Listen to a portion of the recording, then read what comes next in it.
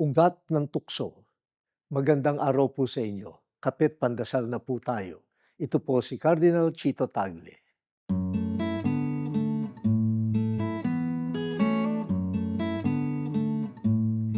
May diabetes ka, nakakita ka ng cake, iisipin mo, malaking tukso ito.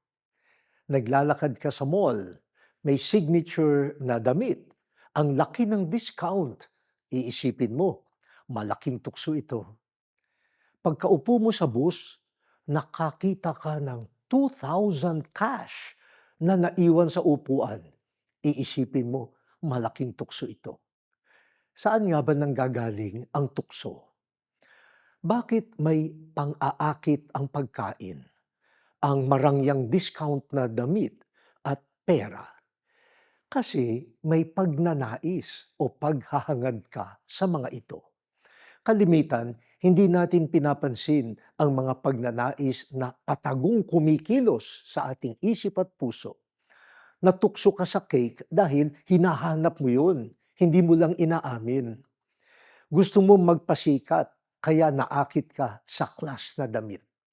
Hangad mong yumaman ng walang pagod, kaya naaakit ka magnakaw. Ang tukso ay may hangarin, mga hangarin naghahanap ng katuparan kahit ito ay hindi mabuti para sa atin o sa kapwa.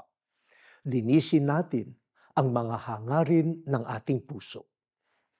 O Diyos, sundan nawa namin lagi ang mga hangaring ayon sa iyong kalooban.